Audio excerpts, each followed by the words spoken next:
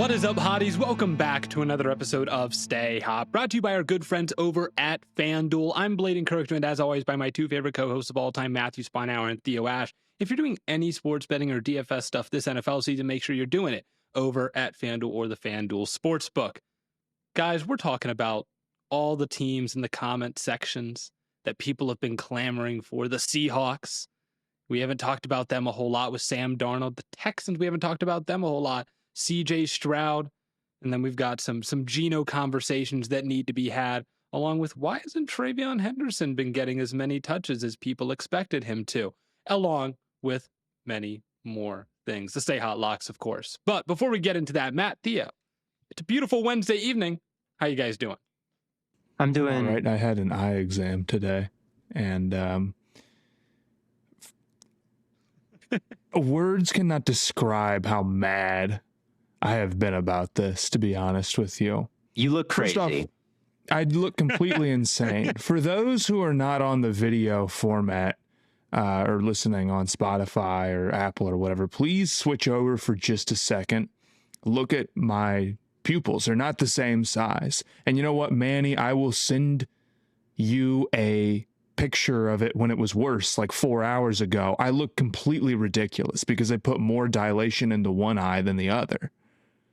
But if you don't if you have contacts, you have to have a prescription for it, right?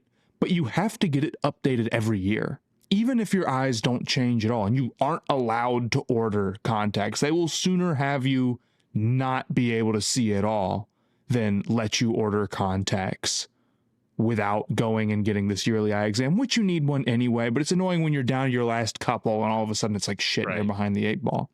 And they couldn't find my insurance when I went in. So I guess I have to pay out of pocket, which is $120 until you get to the receptionist desk. Then it's another $80 on top of that because, oh, you need a contact fitting too? If you want a prescription, you have to have that. And then what is the contact fitting portion of the eye exam? Nobody has any idea. And then during the exam itself, you get hit with a microtransaction. $50. You can either get the regular dilation for free or photos and avoid like not being able to see it all and not looking like a loved stuffed animal, big eye, little eye type of situation. And I wasn't going to go $250 just to be able to order my super expensive contacts already. So I look like this for today's episode. We love the healthcare system. It works so smoothly, flawlessly. Everybody loves getting themselves checked out. You want people to have eye exams before they just keep ordering contacts, or, you know, there's people who just let it get worse and worse and worse, and then they'll drive around and hit you with their big truck and kill you. I understand, but I'm not one of those people, and I don't deserve to go through any of that. Nobody deserves to go through that, man. It should be working for you. These if you want to get your eyes checked, it should be a nice process. It should be a luxury that we live in this world where you can measure exactly what dimensions a pane of glass has, or not even glass in this case, a little plastic. Like, we have all this technology, but then no one can get it because it sucks to go to the doctor and it's expensive. It's lame, and they make one of your pupils look crazy, like you're Pooh Bear. Insane. I look like I have a concussion. Like, if you don't have a job that gives you like health insurance, like, yeah, it looks scary, and I don't want to record with you. I mean, it's affecting your work life. I don't want to. It was already pretty touch and go, regular eyes. So Matt was already ugly, and now he's just hideous. And I cannot. I texted my mom about it. She said the same thing. No, but I'm reminded of like a cat who's like, if you're ever playing with a cat, look at their eyes when you hit them with the laser pointer or whatever, and they see that, they go nuts. And their eyes get huge when they're in like hunt mode. That's how I look. Yeah. So I'm sick. I don't know if y'all can hear it in my voice. I'm not too bad right now, but I was thrown up this morning. I was really congested, but I took a pill, and now I'm a little bit less congested. Was it a Dayquil? It was some Walgreens brand like mucus pill. It had a very generic name. Yeah. But that kind of sucked because it's no fun to be sick and it's no fun to throw up. So that wasn't fun. So but I've been watching a lot of Daniel Jones film, and I've been watching a lot of Colts offense, and I made a video on the Patreon. It's 22 minutes long, and it's talking all about Daniel Jones and why he has the second most efficient start to the season in the league behind Lamar Jackson, and why the Colts haven't punted yet, and why it's working for them, and why Daniel Jones is peaking. Basically, this is the peak of his entire career right now. Yes. And he might. That's not a very high bar, but it is kind of interesting that it's happening now immediately with the Colts. And what does that mean for their playoff chances? How is he going to come back down to earth? There's a lot of information in there. Everything you ever wanted to know about the Daniel Jones Colts passing attack is broken down in this video. So go subscribe to the Patreon and check it out. Please go subscribe to the Patreon.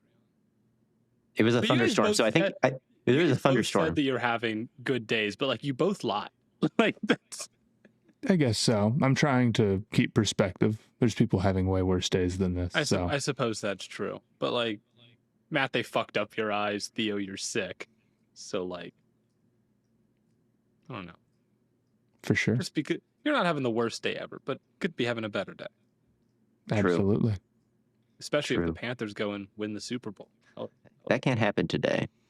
That would be, that's tough to pull off in September. They can start the process today. You know what? Bryce Young turns it around in practice. He locks in. He gets everyone else dialed in. And he says, dude, we need to be more like none of the Packers. We need to be more like the Packers. I looked it up during the Daniel Jones video process. Last week, Bryce Young had more successful dropbacks than any other quarterback. So if you want to farm, he also had 300 yards, guys. Bang. I'm so sick of the volume stat posting about Bryce after this like game script where he dropped back 60 times. Of course he's going to throw for a lot of yards. And I'll admit, like, he played better towards the end of the game, of course, until the very end of the game, in which he could do nothing and they didn't get anywhere. But like, I'm not saying it's over. Like, let's see what the next game looks like. Like, yeah, I'm down. But don't tell me this guy is throwing for an X amount of yards when he's throwing the ball 55 times. That's like Flacco shit, you know? Hey, Bryce Young's EPA per play is higher than Joe Flacco's this season. It's also higher than Joe Burrow and Jaden Daniels. Huge. Bang. He's the GOAT. He is the GOAT. That's what they're saying.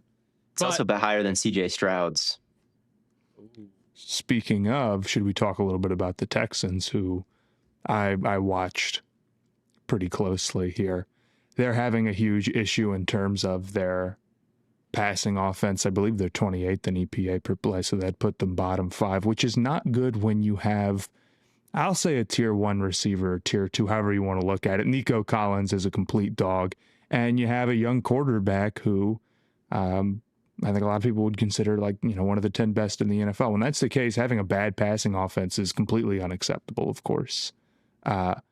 And when you go in and you investigate exactly what's happening, the answer is a lot of the obvious stuff that you would already figure, and kind of everything. I don't think there's a single part of this passing offense that really grades out well for me. The receivers outside of Nico Collins are not very good. Missing Christian Kirk right now means that it's a lot of Justin Watson, like 80% of snaps. And why is it that? And that's an unforced error.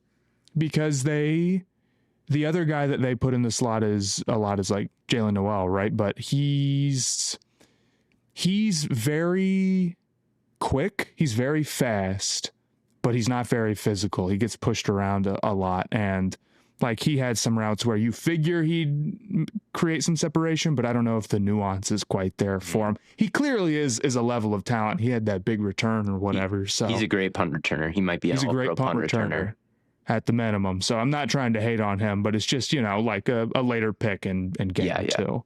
And then you have Xavier Hutchinson, who I think at this point is just like not a spectacular guy at all.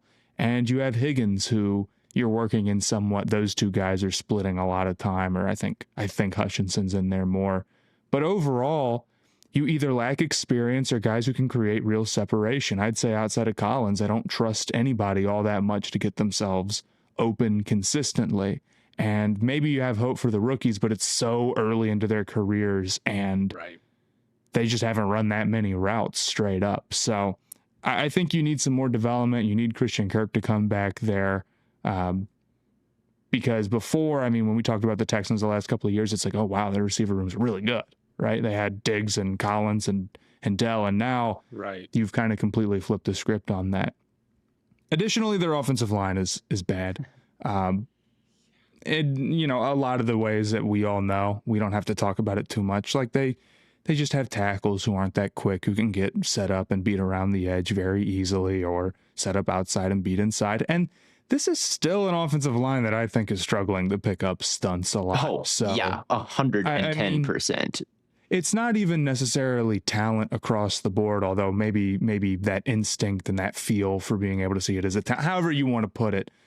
So often they just let somebody free towards CJ Stroud. But I'll say this. I think Stroud shoulders part of the blame here for sure. I mean, especially down the stretch of the last game against the Bucs. He played really uncharacteristically bad, just missing a couple of throws, one really late over the middle to Nico Collins, another to Xavier Hutchinson over the middle, firing in between zones, just didn't hit him, not accurate. And then, of course, there was the final, maybe his final throw of that game where it should have been an interception. He lollipopped it right to whoever it was, I don't remember, and they just didn't catch it. I think Stroud, for as bad of an offensive line as it is, probably still holds the ball too much. I think there's times where he's hot and he just doesn't hit his guy as quickly as he should. And he's often trying to escape up, out, and around the tackle. And he's not unathletic, but he is not a great athlete. He's not. His foot speed is pretty average, really, among all quarterbacks. And I think sometimes, like, he would be better off trying to fire the ball out quickly, especially with somebody who is a taller, prototypical guy with great accuracy most of the time, should be able to immediately say, you know, I've got this guy coming at me and I can stand in here and make a throw where Nico Collins only needs a quarter of a step and I got him. But I just feel like you don't see that quite enough. So it's that combination of issues. I'd say offensive line number one, and then I'd say the receivers and quarterback. I'd say the offensive line's your biggest issue of the three. I don't know if I want to say, maybe it's more on the receivers than Stroud, but it's close. There's also a lot of times where the play calling, it's like sometimes Stroud's not getting it out quick enough, and sometimes it's like play action doesn't work and we got two routes. It's over, you know, stuff like that. Yeah, I mean, it's. I feel like any sort of play calling mistake gets compounded when the talent is bad. Right. This is true for every position outside of, I'd say, the offensive line, which is kind of screwing up on their own. But like, if Stroud's not perfect, then it's an issue because the offensive line is making so many mistakes. And if Stroud's not, you know, perfect, then it's an issue because the wide receivers, and if the wide receivers, it builds on itself for sure. Everybody is affected by everybody else not being great. I don't think they're unsalvageable or anything. It's only 2 games, but it would take Stroud dealing with an incredibly bad offensive line, or that offensive line just has to be better. Has to be. Yeah, it's 2 games, and it's 2 games against tough opponents too. I like it, especially up front. That's true. I mean, it's just, why wouldn't you blitz the Texans all the time was kind of my thought watching it, where it's like, if Stroud is a little bit more prone to holding the ball and the offensive line is just so bad at dealing with any sort of noise up front, and not that you can't get them straight up, because you can get them straight up too, right? But you should be running all types of stunts, and like, you know, the Rams did, and it's just like not even crazy stuff like that. The coffee house thing the Buccaneers did, I saw posted all online, and stuff like that. I mean, you just have to be able to deal with that easier. And I think that means Stroud committing to getting the ball out quickly, and the play calling committing to giving them a spot to get it out quickly. You're so right about the blitzing. You're so right about the blitzing. And Bowles is going to do that anyway. And right. But it was still, I saw the stat, but I didn't think it like he blitzed even a particularly high amount for himself. Yeah. Stroud is facing blitzes on 40% of his dropbacks. It was 29.8% last year. It was 23.5% the year before that. So it's being ramped up. And yeah, why would you not do it? It's 4 traffic cones and Titus Howard. That is what you're dealing with. And dealing with stunts, it is an athleticism thing. It's an IQ thing. But if you feel like you can't control the guy early, the last thing on your mind is the guy who's looping That's very around true. late. And I think that's just the problem that these Texans have is like, well, they can't even block one-on-one. So when you got to worry about two people, you're just cooked. And yeah, like Laken Tomlinson has been a disaster. He's probably the worst of the bunch, but like Shaq Mason and Ursery and is it Patterson, their center? I guess I should check who they're starting there these days instead of just looking at the number and seeing him get cooked. But yeah, 100%. Blitz those guys, isolate those guys, and you'll get pressure. And then CJ Stroud has never been particularly good at dealing with pressure. I think even his rookie year, that was the weakness. He was a little better as a rookie. I mean, not that this is everything, but his pressure to sack percentage was like 17, and now it's more like 23, 24. Yeah, so it's like it used to be a little bit better, and he used to not hold the ball quite as long. It's not such a major difference that I want to be like, see, everything's changed. But I remember the big question about Stroud was like, could he deal with that type of stuff when everything wasn't perfect? And as a rookie, it was like, oh, okay, he's fine. And he's still a good player. I don't want this to be too Stroud negative or some like take about his future or whatever. I think it's more just seeing what's going on now and the situation's not perfect and blah, blah, blah. But definitely like some of the concerns you had about him pre-draft are true to an extent. It wasn't like these were just made up issues. Yeah. He has it within him to be better than this, though. That's not a question. Not a question at all. I mean, if you protect him well, the issues avoiding the pressure will show up less often. And I still think that he's a bit of a maestro getting through some of his reads. Like when he does have time, like he has no issue going from 1 to 2 to 3 to 4. Or if he knows something is going to be on the backside open, he'll skip a read in that progression and get right to it. I think that there is still a large number of highlight plays from him these first 2 weeks, throwing intermediate passes, layering things versus zone. Like if it was 7-on-7, I'd want Stroud to be my quarterback still. But I think with the pressure, he's just not as talented finding creative ways to exploit gaps as other quarterbacks are. I don't even think he's that bad of an athlete at all. Like, I think he's pretty quick. I think like foot speed isn't the biggest deal. It's the decision to get around the edge instead of stepping up. Like if he was fair. If he was consistently doing that and kind of sliding up and attacking more downhill, I think you'd be like, whoa, Stroud, like he really does have some wheels. Like he really can create. But when he's going east and west and trying to beat a defensive end around, then it starts to look a little worse. And we always talk about how, tackles, they're dependent on the quarterback's depth in the pocket. If the quarterback is too far behind, he's going to, the tackle is going to lose because it's a poor angle. And does anybody deal with more of that scenario than the Texans tackles with Stroud? I feel like it happens all the time to these guys. So Stroud needs to be a little bit tougher in the pocket. He needs to step up. He needs to get rid of the ball faster. I mean, Baker, he lost his tackles in this game. Will Anderson and Danielle Hunter were cooking every single snap, but Baker was getting rid of the ball and he didn't care. He would say, fuck it, Mike Evans is down there, like hit the top and just heave it. And that's better offense than like being cautious or holding the ball or whatever Stroud is doing. He 100% needs to speed up his internal clock and manage the pressure better. Like, yeah.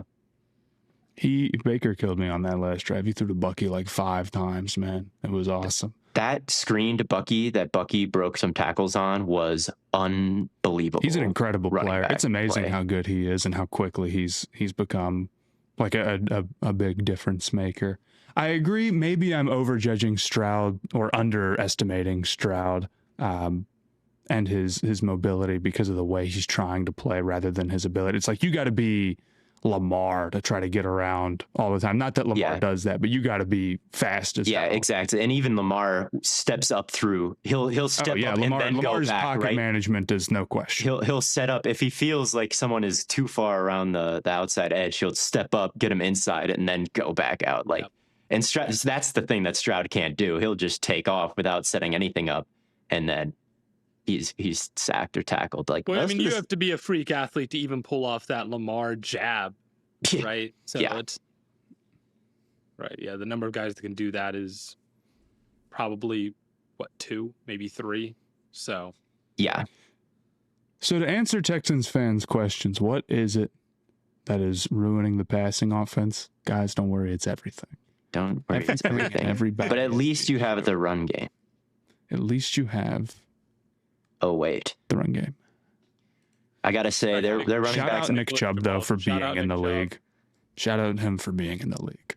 Their run game isn't actually as horrifically terrible as maybe you first would assume. Like, it's bad, but it's not one of the 3 worst in football by EPA per play. Like, they had the long run to Chubb for the touchdown. Like, they had some successful plays early in that game before they went in a huge lull. But their run game is like better than the Bears, and we got to give them that. Their run game is better than the Bears. I do think it's funny. We had I saw someone point out, dude, we had a Nick Chubb game-winning touchdown followed by a Baker game-winning drive. and That's pretty funny. it wasn't for the Browns. No. Baker and the Bucs, I've got to give them some credit too for how they've weathered the storm these first 2 weeks. I mean, it's been no Godwin, it's been disaster tackle play. Igbuka's been great, except for that one drop he had. And they're 2-0. Yeah, that was a bad throw and a bad drop. Yeah, it was hard to track. I can see, and he did get crushed at the end of that play. He was wide open, running to the sideline, and then Baker let him upfield into Kalen Bullock, but he was so open to begin with that he still had a great chance to make the catch. Yeah. But he dropped it with the incoming hit, and it wasn't jarred loose by Bullock late. He never really controlled it in his hands at all. It slipped right out. He definitely saw Bullock closing in his peripherals and lost the ball for a second. Bullock made an amazing play too, and he got up cool. If you are tracking my get up cool test journey from this year, Kate, Bullock is a leader in the clubhouse for how he got up after breaking up that pass. It was sick. Yeah. Shout out to him. I didn't even think about he got up cool. He got up cool. It's sad when a player doesn't get up cool, man. You can tell they're washed when they don't get up cool. It's happened to D-Hop. They're like, they said he was washed because he caught a contested touchdown. And then he's literally rolling on the ground, putting his knee on the ground and lifting himself up after. It's like, well, he is washed. He might be super washed since he's just also got he can 10.5-inch hands and can catch a football still. He can hoop, but he's washed. Aaron Rodgers had that dime on the sideline, rolling out. Good throw. Looks like vintage Rodgers, but look at the way he gets up. It ain't vintage Rodgers. He crashes to the turf like he's made out of bricks. It's no good. Yeah, man. He's you got to get up cool. Here's the real question, though. Is Geno Smith washed? I've been watching this Raiders offense the past couple of weeks. And week 1 against the Patriots, I was feeling pretty good. Especially after that first drive. I was looking at dude oh yeah, this passing offense for the Raiders is going to be crazy. He's hitting the top of his drop. He's getting the ball out with some serious heat, throwing into tight windows. He's being aggressive, throwing the ball downfield. And then I watched this past week against the Chargers. And, we often talk about aggressiveness as a positive trait for quarterbacks. I think it is a completely neutral trait. I think it's more of a scouting thing when we say it. I don't disagree with you, but there's a lot of prospect quarterbacks out there, especially when you're looking at the day 3 guys where they kind of they don't take anything. They don't try any difficult throws. Right. And it's okay, well, that's too limited to really work. Or backups in this league, they'll come in and it's just don't turn the ball over. Just check it down and that type of stuff. Being aggressive is generally good compared to some other stuff. But if you're throwing 3 interceptions. So throwing 3 interceptions.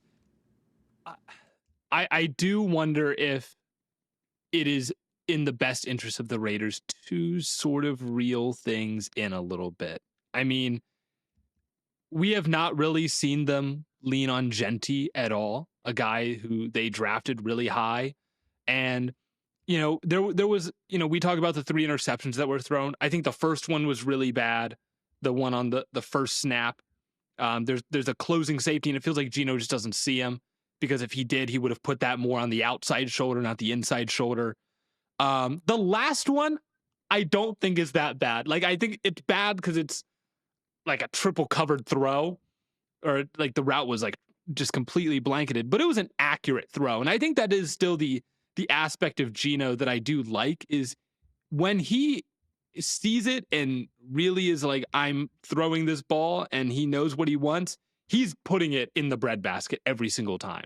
He's very pinpoint on these throws, but some of the chances that he's taking, there was one just on a deep crosser to Trey Tucker that landed incomplete. And this route is blanketed. And I see Ashton Genty out in the flat to the right, no one around him. I see Jacoby Myers on the left side in the flat, no one around him. Like, they're giving these options to get the ball out and let guys make plays. We've seen Jacoby Myers has been really good after the catch so far. I'm just shocked that he sometimes will be so aggressive when they don't need to. Like, a lot of these plays are first down, second down and 7, and he's like, yeah, I gotta get 30 yards on this play, right? And it's like, if the guy's open, sure, but when they're double covered, it just doesn't make any sense. And then, like, right after that Trey Tucker deep shot that was incomplete, he takes a sack on 3rd and 7, and now it's like, not only were you already behind the sticks, now you just take a bad sack and it's, 4th and 15 or whatever, and you have to punt the ball away. So a lot of these, even if they're not interceptions, they sort of end up being drive killers, because now you have to hold the ball to get the ball past the sticks on 3rd and 7. So it just makes your life harder on additional downs. So that's the real issue, is we have to start seeing if Geno can reel things in a little bit. I do think some of it does fall on him. Yeah, I think you got to have an attention to detail if you're going to be so aggressive, right? Yes. I like throwing the seam versus cover 3 like you did on the first play of the game, but you got to be aware of the safety. And like you said, Blaiden, you got to put it on the back shoulder, right? You got to be very vigilant of exactly where you're placing the ball and everything that you're doing. And if that wavers, it's going to result in big plays. I think aggressiveness, I do think it's objectively a good thing, because I think to win because of your passing offense, like, testing tight windows is needed. And testing, if you're going to win because of your offensive passing game, that is, like, testing tight windows is needed. You need to do some stuff that sets you apart from other quarterbacks, like, if you're not doing anything that sets you apart, like, I really don't think your conservatism and the amount you hit checkdowns, like, sets you apart from other players. Yeah, but I don't know. I just don't think it's like innately positive to be aggressive. You have to be, if you're going to be aggressive, you have to actually. Yes, you have to hit the throws. You have to hit the throws. You have to hit the throws. It doesn't probably do you any. True that the best quarterbacks are aggressive. Yeah, that's probably there's no like top 10. There's no guy that we would consider to be a top 10 quarterback, and we're like, dude, he just takes such great care of the football. He doesn't like. We don't say that about anyone. So, like, I understand that most of the good quarterbacks in the NFL are aggressive, but also there's a lot of bad quarterbacks who are aggressive. Yes. Yeah, hit your throws. Hit your throws outside the numbers. If it's a comeback route, it can't be low. If it's a go ball, it can't be hitting off the back. And I do think Geno's accurate. I really think that first he just didn't see it. I think if he saw the safety and he was like you said, had that attention to detail, he would have put it on the other shoulder. But even then, I'm like, dude, that's a tight. Like, there's a corner on the opposite side. There's a linebacker right underneath him. I'm like, to hit that throw. I mean, and I know he can do it. Like, I've seen him hit some crazy throws, even so far through these first couple of games. But like, I guess my concern is every single throw is like, dude, what if I could fit it in the tightest possible window on the field? It just feels like he does it every single snap, and he doesn't have to. Like, he's got these playmakers that can do stuff for him every once in a while that they need to. Like, I mean, the Chiefs went to the Super Bowl last year and were one of the least explosive offenses in the league, right? Because they just would dink and dunk down the field. They wouldn't make any mistakes. Like, you can do that. You just have to be accurate and precise every single play. And I know that Geno can be accurate and precise. It just feels like he wants to score a touchdown on 1st Yeah. and 10 at the 25-yard line every single play. And like, I respect that, but sometimes it's just not there. Yeah, a Chiefs mode of play wouldn't be such a bad thing, especially when Bowers is the star of the offense. That's what I'm saying. Like, Bowers is great.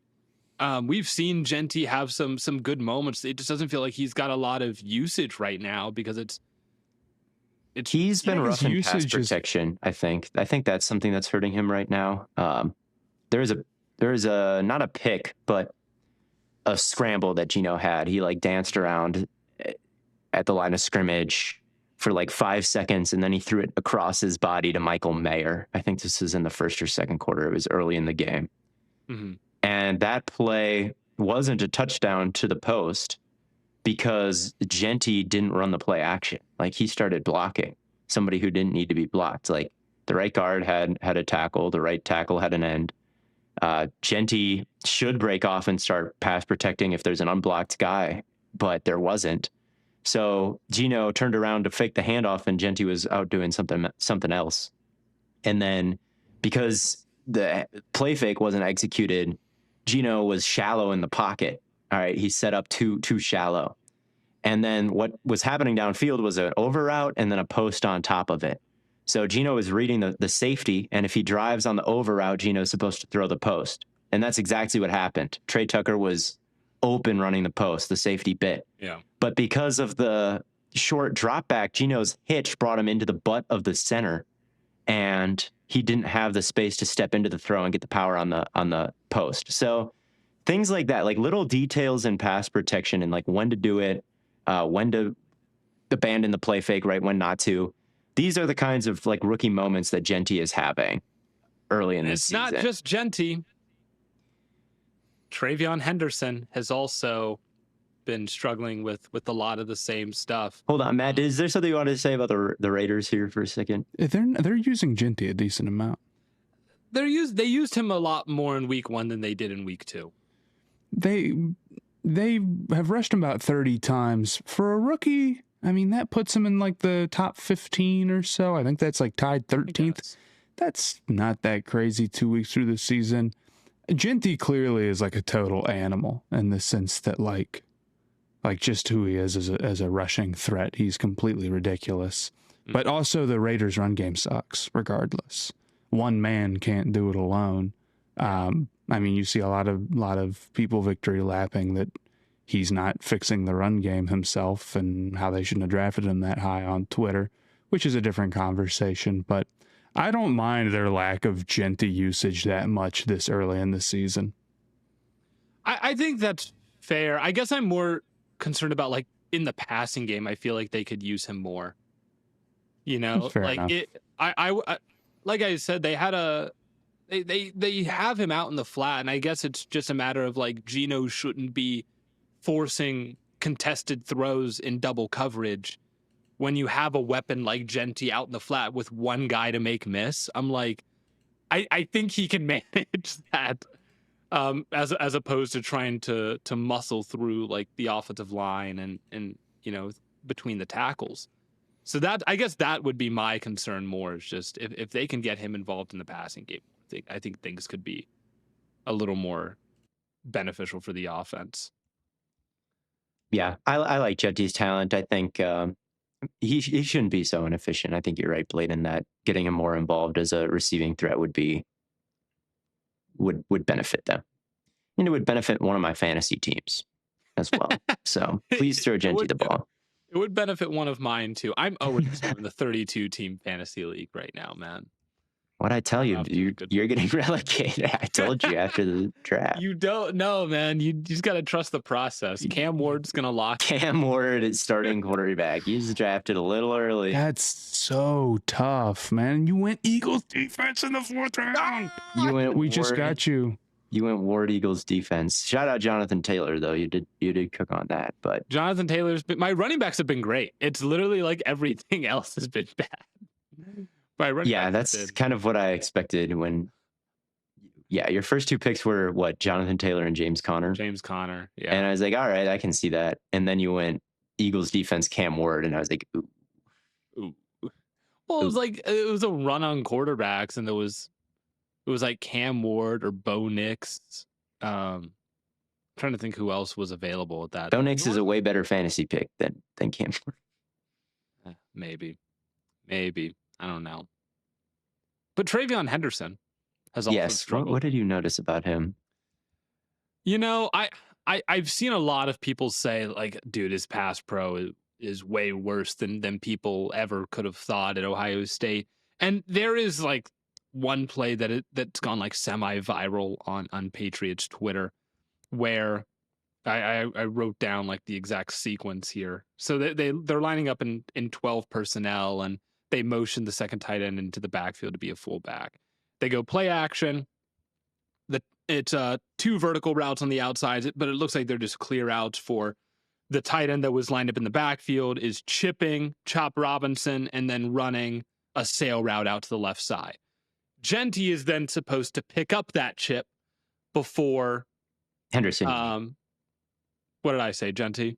Mm-hmm. Yeah, Henderson is supposed to pick up that chip that the tight end leaves before settling into, or before like releasing into the flat. He just doesn't make contact on Chop at all. Like the tight end chips, Chop gets bounced off to the side, and then Henderson just runs right past him. I'm like, okay, well, we can't have that happening. And so it ends up being just like a bad sack for Drake May. But it's like he just gets pressured immediately. There's nothing for him really to do there. But I also just don't think, like, I get that kind of stuff does keep him off the field. But also I think he's a good enough runner and a good enough player in open space that he should be on the field more than he is. He should be getting the ball more than he is, especially with how bad the Patriots receivers have been. To not be getting a guy like Henderson the ball in open space feels like a massive mistake, because that same drive that everyone talks about follows up with him converting with like on 3rd down and 10 with a 15-yard screen, right? Where he makes multiple people miss and lowers his shoulder at the end of the run. I'm like, he's clearly got this explosive running ability. He can put power behind his pads. And he's like super agile in space. He's got a little bit of this wobble about him to really bounce between defenders. I get the pass pro is a reason to keep him off the field because you don't want your quarterback getting killed. But also, I think that's something you might just have to live with, because your quarterback is getting killed anyway because the offensive line hasn't been that good and the receivers are forcing him to hold the ball for a long time anyway. So I would rather just have like someone on the field that you can get the ball to in space in some capacity anyway. That's my general thought. The pass pro is a problem, but like I don't know. I think he's just a good enough player that it sort of usurps that idea anyway. Yeah, I haven't watched too much of him, but he was so good at pass pro at Ohio State too, and it feels like if he was out there and you did a little bit of trial by fire, he could get into it pretty quickly, right? But I don't know. I mean, Ramondre Stevenson had a good game. That's the other issue, is that like the other dudes are making plays, right? Gibson had that big return, sure, and Stevenson had that. I mean, that was a great play, not just by him, obviously by May too, but you know, if those guys are doing well and they're not having issues with the blocking, I guess I understand it, but I agree, like, he's clearly a unique talent and you have to get him on the field, especially with how high you drafted him. Yeah, I don't even know if like the draft value, like I think that definitely plays into like for Genty. Like you took Genty really I guess high. That's fair. You know, you have to play this guy in week 2. That sounds like fantasy crap. I'll give you that. But like he is super talented and you got to see him more. No, yeah, like to me, but I am. Yeah. Yeah, to me it's just a pure talent thing. Like I watch a Henderson move compared to Stevenson and Gibbs. It's just like clearly night and day. This is the guy that I want on the field. He's just a completely different athlete. Yeah, he is. While we're on the topic of running backs who are struggling, just something real quick. Yeah. Hampton, my guy, not good so far. Not looking good. His lateral agility is what we knew to be a weak point. I thought his play style meant that he would be fine without being somebody who was going to shake people out of their shoes. But so far, I feel like the power has looked good, not great. And more importantly, like it has really affected him not being able to make hard cuts. He had that play where he got the ball out in the flat against Jamal Adams. And like he's got more than enough room to operate there. He's got a lot of different options, probably about 5 yards by the time he gets his head looking upfield. And he tries to set him up outside and then go back in. It's like that's not your game at all. And he doesn't get anything on it. And it's like, man, the reason why you draft running backs high, if you're gonna do it, is for situations like that where, okay, 1-on-1, we're either gonna get no yards or we're gonna get like 7 or 8, or you're going to make something happen. This is the whole point. This is where you get your extra yards, and he just didn't do it. He had another play. It was like a toss against Kansas City where blocked up well, lane opens up to cut back inside, and it just takes him too many steps to make that happen. And he, the hole's gone by the time he can get in there. So I think that he could be better if he like stopped trying to wiggle outside so much. He's got to say, I'm a downhill straight line guy. I've got the power for that. I've got the quick burst for that. And just focus on being that type of dude who's not trying to break off the big play as much as he is trying to just maximize what he can get with where the defenders are. But like so far, I've been really, really disappointed by him. Granted, Chargers offensive line not that good. Like their run game is not going to be that crazy this year regardless. That's kind of where I was going to go, is like Najee had 8 carries last week and didn't look particularly, otherworldly either. But I kind of think Najee and Hampton are similar backs. So it doesn't shock me. And yeah, with the problems that they have on their offensive line right now, we knew that it was going to be an issue coming into the year. So I wouldn't be totally out on Hampton yet. But yeah, no, I'm not. Yeah, I wouldn't be totally out on him after 2 games, but it's bad. It's bad to see the concerns rev themselves up. Yeah. He just isn't that powerful to me. Like for a power back, this ain't Marshawn Lynch. This ain't Derrick Henry. Like I've seen him get picked up and thrown down by these NFL defenders. Like he's powerful because he just moves really well and he's really bursty.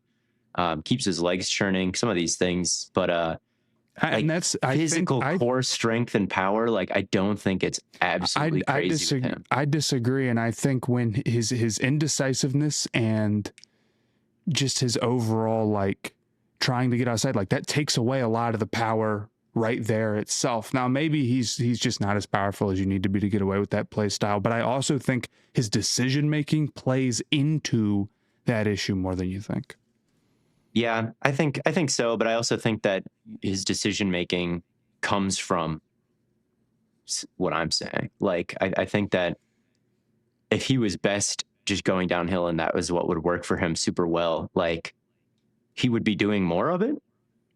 I don't know. That's not unreasonable. I can see that. And again, I just see him get hit, and it just doesn't look that like that much of a load for some of these defensive backs and linebackers to bring him down. I can't deny on a few of these I've been like, wow, I kind of expected a little bit more. Sometimes it's like, okay, there it is. It doesn't look right. And sometimes it's like, that really wasn't that great. Because a lot of times even a 2-yard run can look good. Versus like with Genty, the reason why you're not, obviously that guy's ridiculous. You can tell why that guy was a top 10 pick and he's averaging 2.7 yards per carry. Now, granted, he's like hitting dudes with spin moves or whatever. And it's like, okay, well, that's good.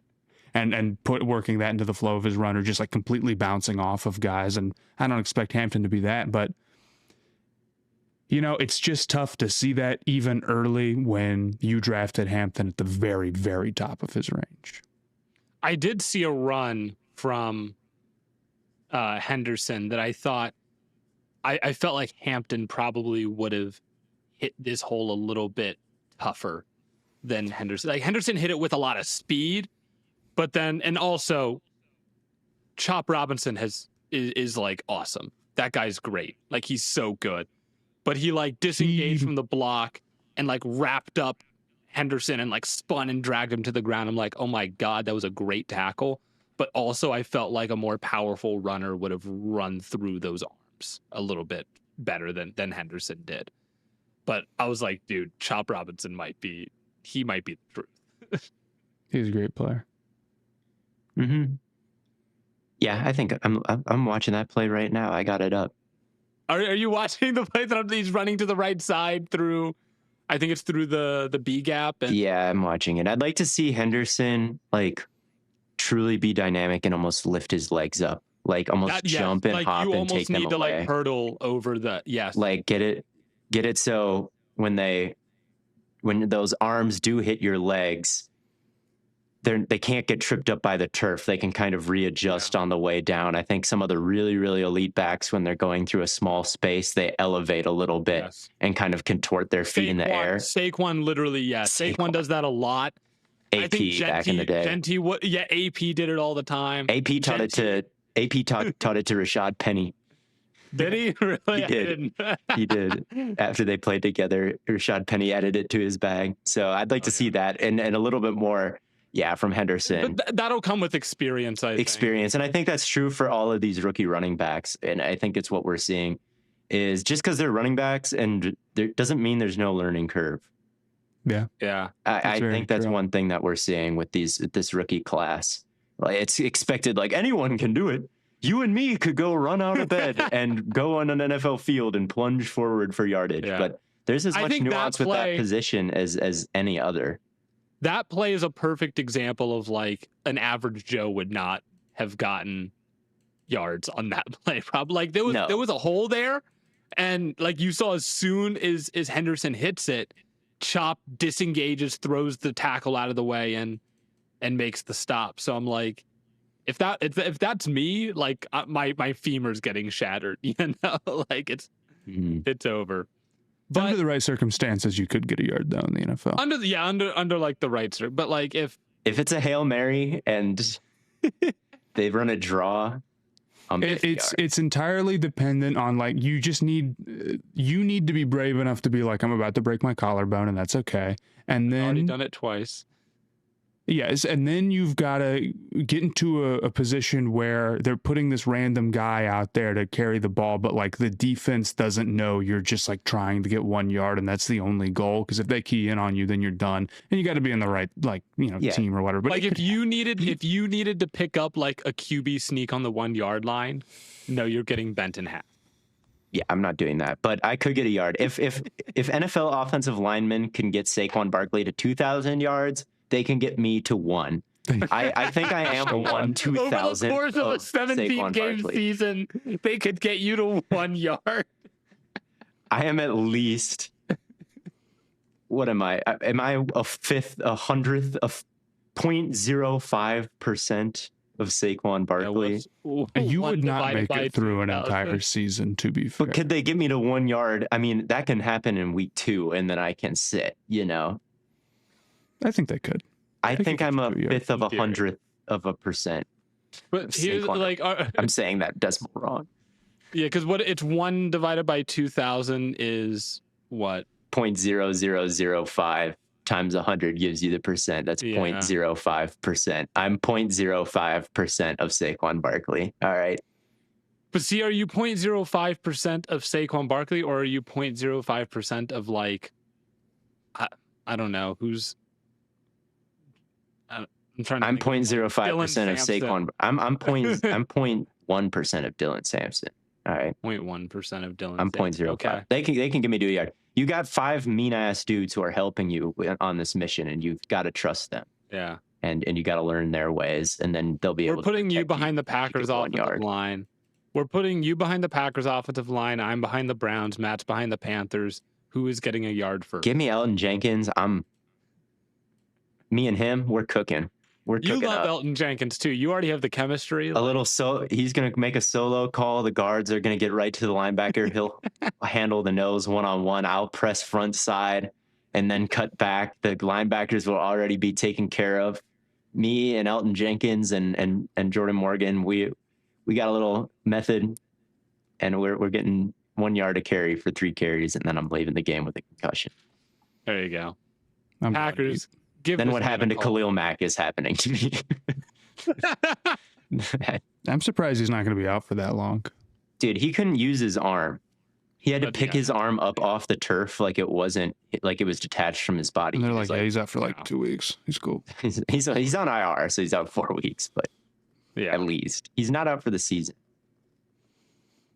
Yeah. Speaking of the defense, we have one more topic, which is the Seahawks, and specifically their defense is what I mentioned in the group chatting and kind of what I wanted to focus in on, just because I hadn't watched their game against the 49ers at all and didn't watch their game against the Steelers live. So I was like, I got to check out what the Seahawks have going on, especially on defense. And let's see. I was watching their film and I didn't get to their stats. So let me put a damper in this conversation for a second and I look up where they rank and things. They're 10th in EPA per play. They're 11th in success rate on defense. Their dropback EPA is 18th. Their rushing EPA is 6th. 6th. Cool. That's about what I expected. Those overall numbers, the EPA per play and the success rate being 10th or 11th, to me makes sense watching this defense. That is where I think they'll kind of fall all year. I gotta say, Leonard Williams is the one like superstar player that they have. Mm-hmm. That guy, I like everything about that guy. There is not a single aspect of his game that I think is weak.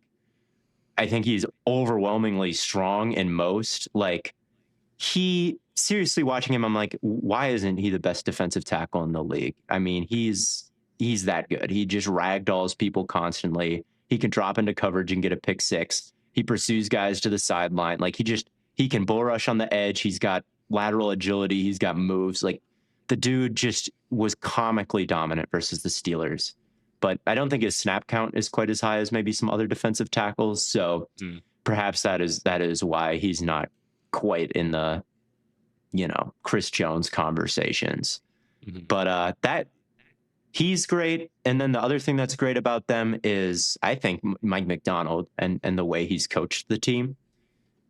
He's not doing the crazy stuff anymore. Like, it's not Kyle Hamilton is on a blitz, the entire right side of the defensive line drops into coverage, right? Like, these sim pressures and some of the wicked stunts and drops that made him famous in Baltimore, they're really not there. Like, it is a standard 4-man rush. It's a lot of too high shells, but you can still feel that them in that mode is really well coached and pretty creative. And they have a good beat on what offenses are trying to do to them and how to stop it. Like, their safeties are so keyed into some of these crossing routes. Like, the way they're able to kind of take those away in the middle of the field is really nice. The way they're able to communicate corner and safety, like when they need help, when they don't need help, like, it's just tough to throw the football over the middle against these zones. Ernest Jones has really good feel for some of the routes developing behind him. And these were massive problems for the Seahawks defense, like in recent years, that seem to kind of be big strengths now. So I think Mike Macdonald deserves a lot of credit for the way that he's been able to get the secondary right and some of these blown assignments off play action, like, looking better. They're just enjoyable to watch. And then the run fits as well. Like, they're playing with these two high shells, leveraging all the crossers. There's an extra gap on the line of scrimmage, of course. The linebackers, specifically Ernest Jones again, like, does such a great job being patient, reading what gaps the defensive linemen are taking in front of them and cycling from inside out and then filling where the running back is eventually hitting. Like, if you want to study run fits and like what they should look like for linebackers, like, watch Ernest Jones and the Seahawks. Like, that's how good it is. It's absolute clinic teach tape how he's falling outside and making some of these tackles on the perimeter. So those two aspects are really good. Leonard Williams is really good. I think they're losing some of the physicality battles on the outside with DK and the game-winning touchdown allowed last week. Their tackling, if there is a blown assignment and everybody's out in space, was pretty abysmal versus the Steelers. Like, Jalen Warren had a run that you guys should check out, where all these players I'm lauding, Julian Love, Ernest Jones, like, these guys are all like missing tackles badly when there's actually some open space. So it's not perhaps a elite all-time unit or anything like that, but hovering around the 10th or 11th range, and maybe even higher, is right there for this unit. I do think that Mike Macdonald is off to a good start. I get the feeling that they're going to be one of the more okay teams this year. Yes. But team of all time. I know Ken Walker had a good game, and that was big for some people on this podcast. For some people. I am getting a little concerned about the Steelers defense. They got crushed on the ground in week 1. They get crushed on the ground in week 2. Like, I don't know, man. Jalen Ramsey had a cool interception, and it just looked like Sam Darnold was late finding his guy, and then also the ball hung in the air for a long time. Like, you need to put that probably further upfield. I don't know. Like, they had that play, but it really doesn't feel like this defense is on the level that it used to be. And, you know, for people saying, look, Jalen Ramsey's going to be a huge upgrade over Micah or over Minka Fitzpatrick. Yeah, he's not fixing all of their issues that they had from last year, specifically in the run game. I mean, Micah definitely did more to erase some of those long runs than Jalen Ramsey is going to do out on the perimeter. But, you know, Jalen Ramsey has been off to a good start. JSN did torch him on the post, though. Yeah. Shout out JSN. He's off to a good start.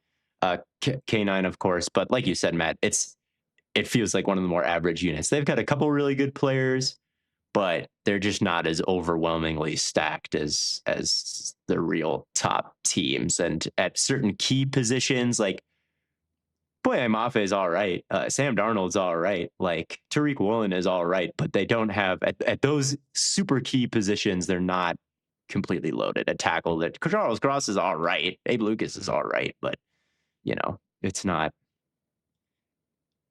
at the big Bucs positional guys. You have positions, to game. They're just around. They're kind of they're good. They're not great.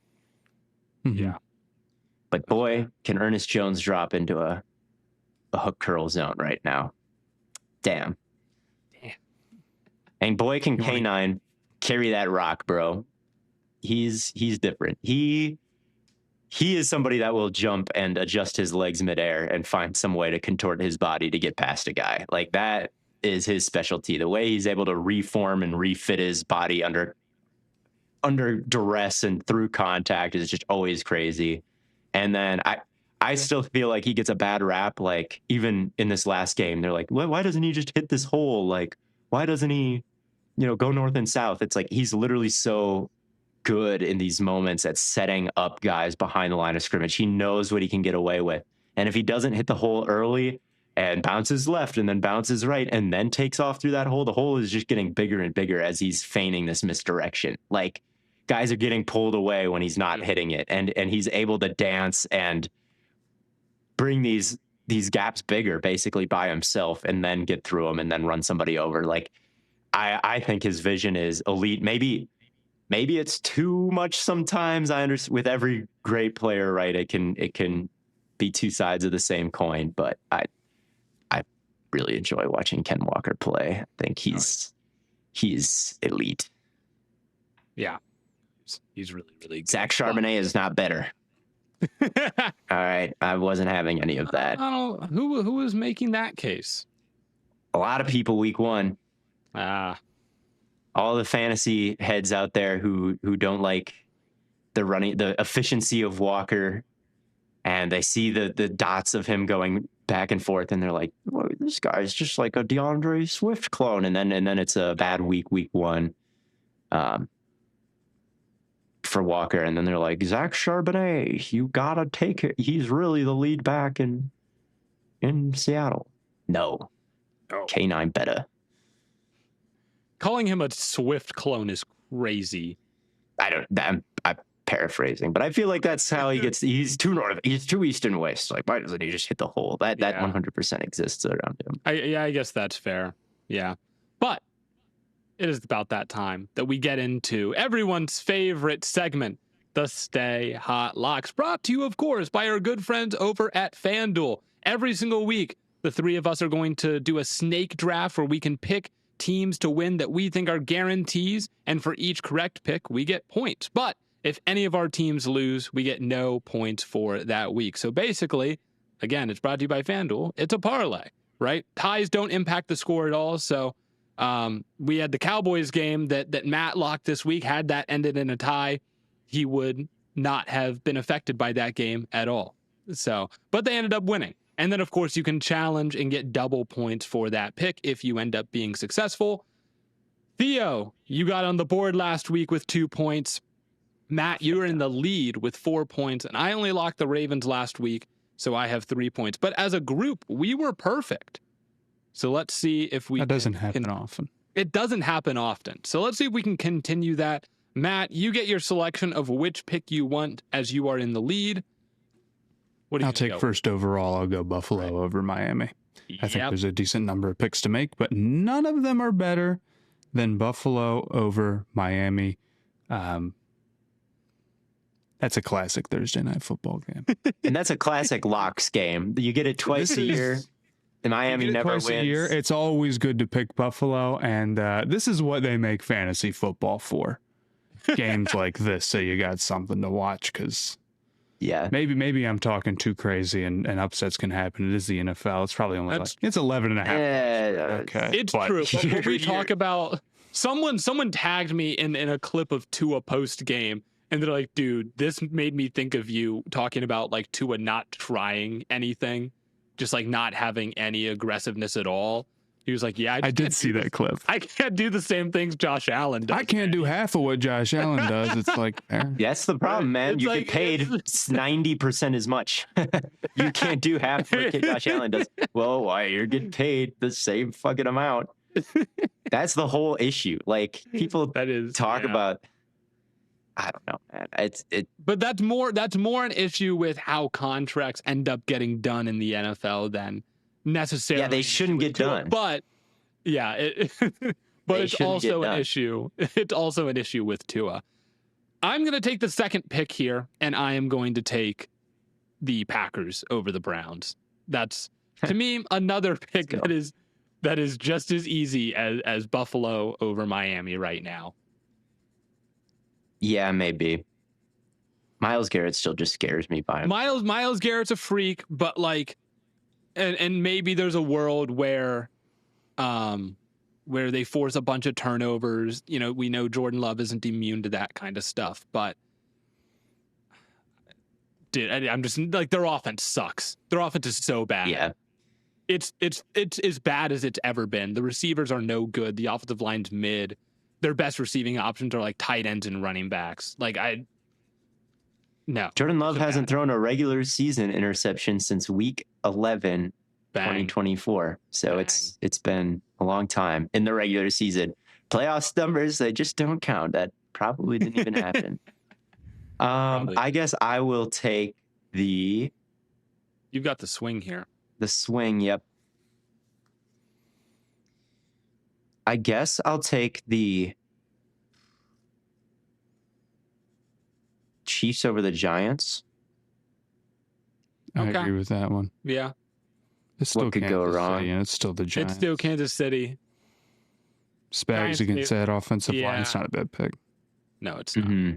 McDuffie hopefully can have a decent day on Neighbors, and that's all it should take for the Chiefs to win. Man, this is kind of a hard week. I'm looking at it past this, and I'm not feeling great about anything. There's a lot of decent. I mean, in the NFL, it's tough to feel great about most picks, I think, but there's a lot of decent. Picks I'm gonna take the Bucs over the Jets. I'm a little bit worried still with how banged up the Buccaneers are, and the Jets really did. Their offense really did look pretty good week 1, but it was terrible week 2. And I think is Fields out?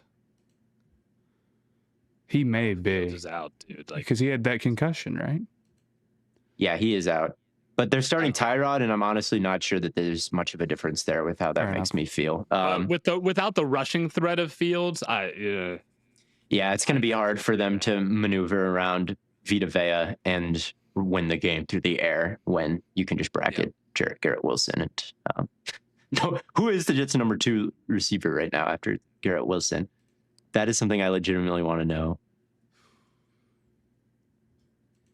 But yeah, there's a lot of decent picks here. You're not wrong about that. But trying to find it's Tyler Johnson, by the way, for wide receivers. It's Garrett Wilson and then Tyler Johnson, who probably was a free agent, pick up this in training camp from the Jets.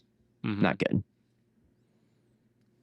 I think I am going to go with the Cowboys over the Bears here. The Bears defense has not looked very good. And also Caleb Williams has not been great. Even though I don't trust the Cowboys defense, I don't think this will be the week they get right. So give me the boys. And I'll go Falcons over Panthers.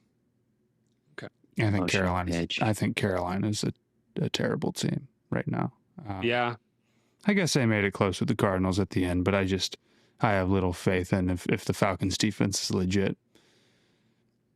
And then I'll be out. No, I think you're going to be out. Mm-hmm. Do I want to take another? It's definitely risky. Take it. There's a couple other teams that I'm interested in. The Vikings over the Bengals with Jake Browning. They can really get pressure. Or the Colts over the Vikings have Carson Wentz. Oh, I totally forgot McCarthy. Yes. Yeah, that's true. Yeah, so no, I'm not locking that game either. No. And then even though the Colts are 2-0, I am not sold that like at any given moment Daniel Jones could turn back into a pumpkin. and like I don't know when it'll be, but I'm not confident enough to lock them right now. So I think I might also be out. Yeah, I mean, just reviewing Jones and watching a lot of Colts, I do think that it's going to be a little bit more sustainable than we think. Yes. But I'm a little bit concerned about how the Titans offense looked versus defense. The Titans defense looked versus Bo Nix versus the Colts defense, which kind of got torched a little bit. Yeah, the Titans defense has been shockingly pretty good. But I'll lock the Colts anyway. They're 2-0. I think they're somewhat more real than perhaps it seems with Jones off to such a hot start. And I'll give them a vote of confidence right here. And shout out to Daniel Jones. Mm-hmm. Shout out. I thought the quarterback situation for the Colts was so bad it would sink them, and it hasn't so far. Just 2 weeks into the season, but 2 weeks in and they're 2-0, so you can't get much better than that. But yeah, if Theo's locking the Colts, then Colts fan, you might want to go watch that Patreon video. It might be a little more positive than you might think. I think so. I think they can protect Daniel Jones, and I think he can go on targeting Alec Pierce and making big plays and avoiding negatives. He's only been sacked twice, no fumbles, no picks. So yeah, the pass protection has been good, and they've been able to take advantage with these receivers. I don't know if Jeffrey Simmons is great, but I don't know if the Titans' overall pass rush is going to penetrate too much. Yeah. They beat Zach Allen. They beat Sealer week 1. They faced some decent guys. Simmons is kind of a different level, but I think they can get the win. They've been dominant too. It's not been close wins. It's been big wins. They have. They've been on one really. They've got a good defensive line too, and Latu missed the last game. I don't know if he'll be out this one. Yeah, but yeah, I mean against this Titans offensive line, which has not been good, and they've not done a good job of scheming up ways to protect Cam Ward. He's been really fighting for his life. So that's really the reason to lock against them is just their offense has not been able to get off the ground really. They just need someone other than Cam Ward to be trying to play football. I think Ward is the bottom quarterback in football right now in offensive DVOA. It doesn't shock me. I know his EPA per play was in the basement, which sucks because I'm like, dude, I'm watching him play and I'm like, he's way better than his numbers suggest. Yeah, hard not to be better. He's 33rd in EPA per play right now, only above JJ McCarthy. Yeah, Tennessee's dead last in passing EPA. They're at negative 50.9%. So that's like, Yeah, basically when you'd expect them to get 10 yards, they're getting 5. Yeah. Basically They're is what that means. Or Cam Ward is dead last in success rate, 30%. So I would hope he's better than those numbers. I really think he is, but I also think I think Geno Smith is better than his numbers suggest. I think Flacco's even playing better than his numbers. I think he's bad, but I think there are other problems on these teams that are making the numbers worse. These passing offense stats are passing offense stats. It's not all on the quarterback. It's everybody. The quarterback Stroud is, by the way, 4th worst. Right. Burrow's down there also. Well, that one's all on. that one we all know who's at fault there. That one, his fault for sure. Yep. But so those are the Stay Hot locks. Matt is in the lead right now with 4 points, locking the Bills and the Falcons. I have 3 points. I'm locking the Packers and the Cowboys. And Theo has 2 points, locking the Chiefs, Buccaneers, and Colts. I don't know if you guys have been, but I've been putting a little money on my locks every week, just to try and put my money where my mouth is. Well, I've got. I'm just running $10 through the whole season, and I'll just see how it plays out. But those are the Stay Hot locks, brought to you by FanDuel, of course, and I think that'll do it for another episode of Stay Hot. We've got some more stuff coming out on the Patreon, of course, as we've been mentioning, and then we will be back to recap Week 3 of the NFL season Monday morning. But until then, thank you all for tuning into this episode, and as always, from your favorite fellas here, talking about football. We'll catch you on the flippity flop.